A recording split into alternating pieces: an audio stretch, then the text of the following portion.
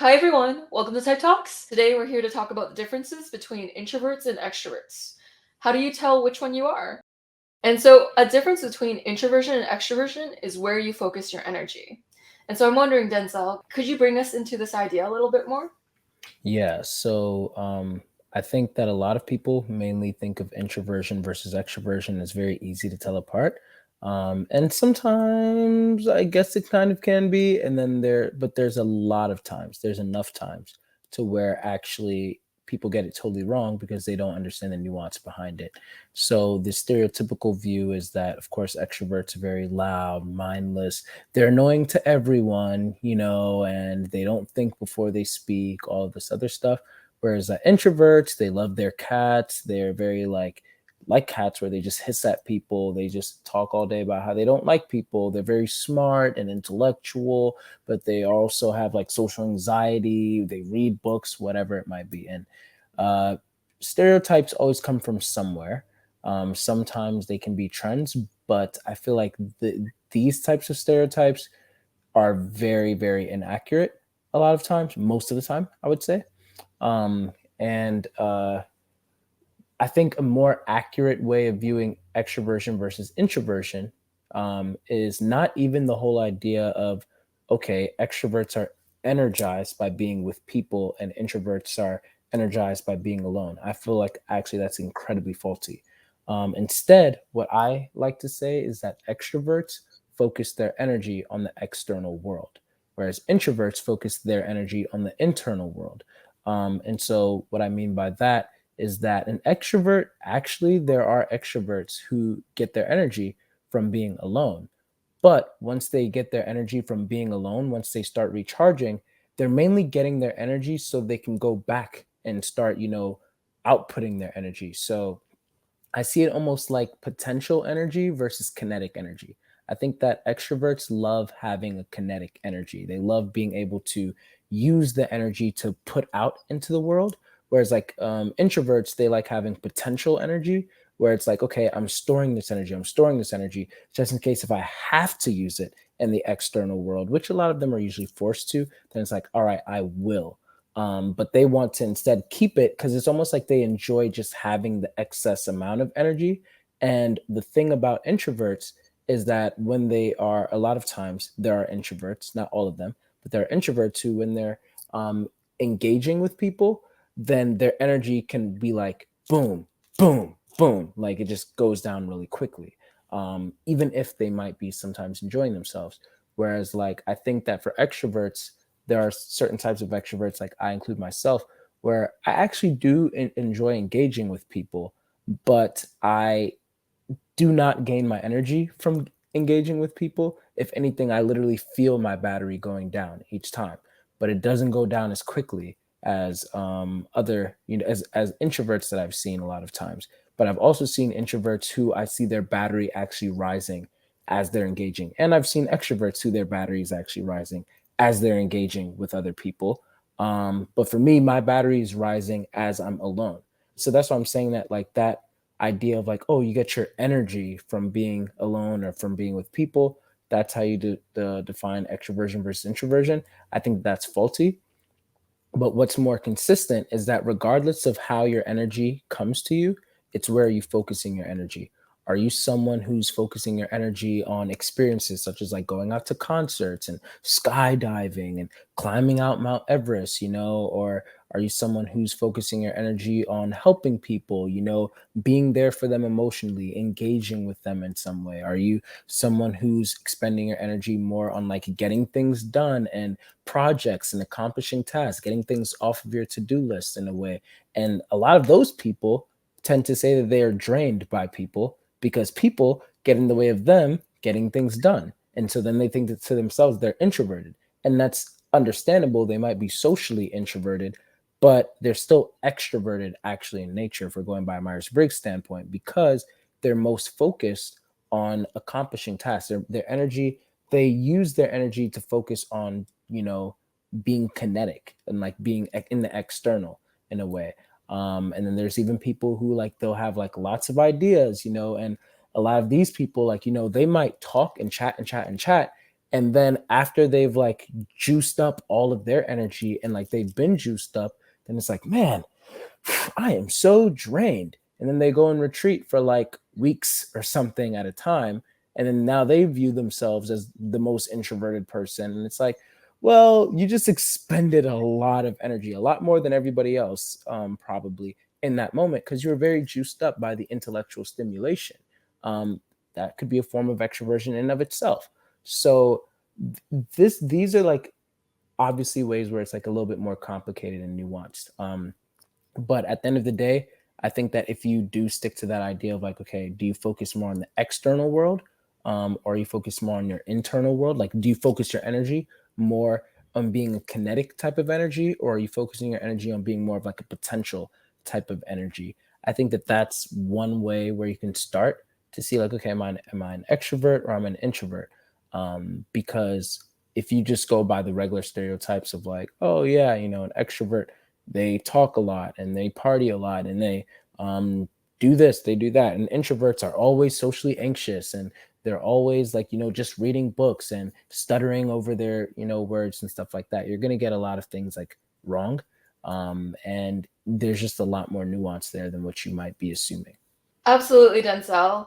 And so the reason why extroverts seem like they have more kinetic energy is also down to brain chemistry. So with extroverts, their brain is actually on a baseline a little understimulated. So when they engage with the outer world, it brings them up to a normal level of stimulation. And so they need to make their energy kinetic to almost get to a average level of stimulation. Whereas for introverts, they're already at an average level of stimulation by themselves. And so anything on top of that is overwhelming or it's overstimulation. That's why introverts are more likely to use potential energy because they're like, oh, it feels better for me to just keep it to myself because putting it out there is overwhelming. It's overstimulating to a certain extent. And so extroverts tend to use the front of our brain more. And so they're quicker to make decisions, but not all of them. There's nuance in this. Extroverts are quicker to engage with the external world, whether it's engaging with the actual physical world or getting things done or connecting with people or brainstorming, ideating new ideas and bouncing them off with other people, engaging mentally with the world. Extroverts actually front brain wired, and so they're quicker to jump into that kind of action. Whereas introverts are more back brain wired, and so it's easier for them to just sit back and reflect and not do anything with that if they're stuck in a state of introversion. But it really does come down to where do you focus your energy? Is it on the external world or on the internal world? Because even when Denzel's alone, he's thinking about ways he can give back to the external world. Right. Yeah. And I think that that's definitely like a big thing. Like when I'm recharging, again, I'm not energized when I'm with the people, but I would rather be with the people. But I need to recharge alone. And I choose to recharge alone so that I can get back to being, with the people, to being able to like engage with the people and have quality conversations. And of course, a lot of things like once again can affect this. If it's not quality, then that'll actually make my battery go down quicker. And I think that works for everyone, if anything. So you have to be mindful of what types of people you're actually engaging with. And I think also it's really, really imperative to know that there is no right or wrong way to go about this. It's not a bad thing if you're an introvert, and it's not a bad thing if you're an extrovert. I think that that's something that it probably should go without saying, but a lot of people can tend to latch on to one or the other and then shame the other in certain ways. And I feel like we're all just human beings just trying to do the best that we can. And so whether you're an introvert or an extrovert, be honest with yourself and love yourself. It's not a bad thing. If you see these memes about how introverts don't know how to do anything and they're socially anxious and they're just couch potatoes and whatnot, and you're not one of those types of introverts, let it roll off of you.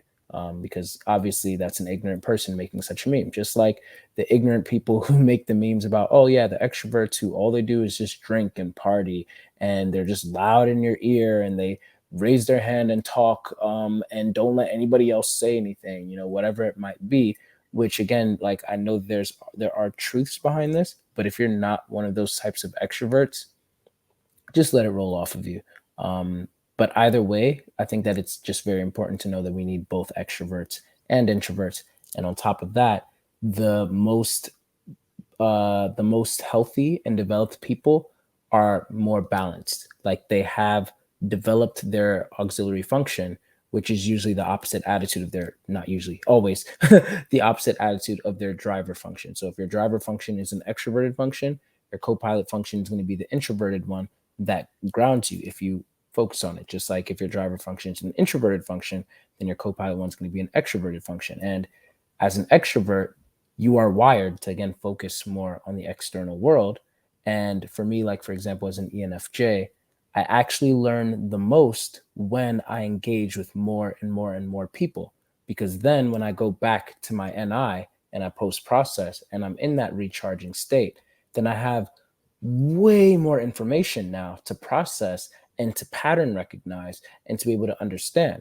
And so it's almost like the more people that I engage with, the better that my NI is going to be fine tuned. And so in the same sense, an INFJ, if you're hearing an INFJ talk about how recluse they are and how they're not that type, well, then that means that the FE and SE is probably like really out of whack, which is also making the NI and the TI also out of whack. But the more they make themselves go and engage with more people, then the more they'll be able to go back. And then when they're in their NITI standpoint, then now they're like fine tuning their intuition in a way. So all of that to say that, once again, you need extroversion and you need introversion, and that balance is just really key. Yeah, not one side is better than the other side. And so they're both equal. When we're studying personality theory, it's really important for us to not see one side as better than the other side, because if we do that, then everyone will just want to be the good side that everyone views favorably. Mhm.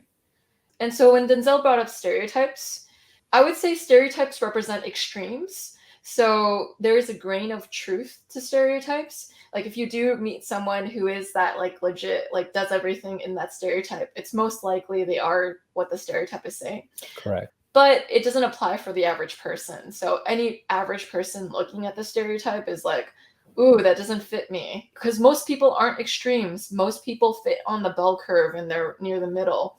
And so it can be confusing seeing these memes where you're like, oh, that's not me. And it's Mhm. behavioral, right? Like these memes are based off of behaviors. And so behavior does not equal cognition. And personality type is your cognition. It's how your brain is wired. It's not what you behave as or what your actions are, because you can get to the same action through multiple different avenues. Right. And so considering the reason why you do certain things is very important to determining your cognitive type. If you take stereotypes too seriously, then it's really easy to mistype yourself. For instance, Oprah thinks that she's an introvert because she gets tired interacting with people, right? She does it all day, every day with so many people. All people need to recharge, whether extrovert or introvert. And so, thank you everyone for watching. I hope this helped you see introversion and extroversion in a new light, and I'll see you around. Take care. Bye.